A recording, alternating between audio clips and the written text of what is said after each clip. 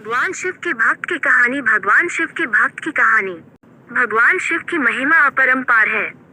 शिव जी को भोले भंडारी भी कहा जाता है।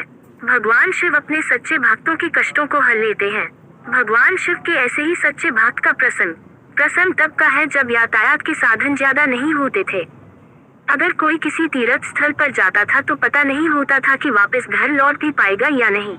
भगवान शिव का भक्त बहुत कठिनाइयों के बाद केदारनाथ धाम पहुंचा। जब वह वहां पहुंचा तो मंदिर के पुजारी जी मंदिर के कपाट बंद कर चुके थे। उसने पुजारी जी से बहुत विनती की, मैं बहुत समय और कठिनाइयां सहकर महीनों बाद यहाँ पहुंचा हूँ, आप कृपया मुझे दर्शन करने दे। पुजारी जी ने बहुत विनम्रता से बोला कि इस मंदिर का नियम है कि इसके कपाट 6 महीने खुलते हैं और 6 महीने बंद रहते हैं। अगर एक बार कपाट बंद हो गए तो 6 माह बाद ही खुलेंगे। अब आपको 6 मास बाद ही आना पड़ेगा। यहाँ पर जीवन बहुत कठिन है क्योंकि जहाँ बहुत ज्यादा ठंड पड़ती है, आप जहाँ नहीं रह सकते। इतना कहकर पुजारी जी वहाँ से चले गए। भगवान शिव का भक्त उनका नाम स्मरण करने लगा।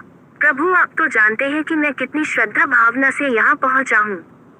रास्ते में आने वाली कठिनाइयों के बाद भी मेरा मन विचलित नहीं हुआ था क्योंकि मेरे मन में आपके दर्शन की लालसा थी। उनकी आंखों से अश्रुधारा बह रही थी। उसे भूख और प्यास भी लगी थी। कुछ समय पश्चात वहाँ पर एक साधु बाबा आए।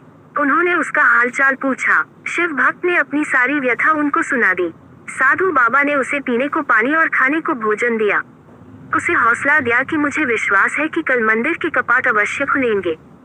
साधु बाबा से बात करते करते कब शिव भक्त को नींद आ गई उसे पता ही नहीं चला। सुबह जब सूर्य के प्रकाश से उसकी नींद खुली तो क्या देखता है कि पुजारी जी पूरी मंडली के साथ मंदिर के कपाट खोल रहे थे। वो पुजारी जी के पास गया और कहने लगा कि आप तो कहते थे कि कपाट 6 मास बाद खुलेंगे। पंडित जी को उस भक्त का स्मरण आया कि इसने मुझसे कपाट खोलने की विनती की थी। पंडित जी ने कहा, मैं तो 6 मास के बाद ही आया हूँ। फिर शिव भक्त ने पंडित जी के जाने के बाद एक साधु बाबा से मिलने का पूरा प्रसंग सुनाया। पूरा वृतांत सुनकर पुजारी जी स्तब्ध थे।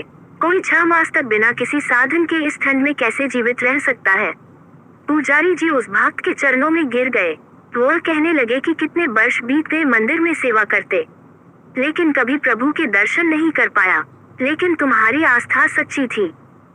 तुम्हारी करुण पुकार सुनकर भगवान शिव न केवल स्वयं तुम्हें भोजन और पानी देकर गए बल्कि भोलेनाथ ने 6 मास के कालखंड को योगमाया से एक रात्रि में समाप्त कर दिया।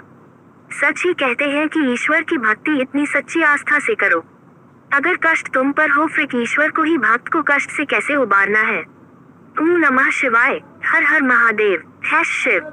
शिव भक्त की कहानी अच्छी लगी हो तो इस चैनल को सब्सक्राइब करें और लाइक करें। हर हर महादेव चैनल सब्सक्राइब।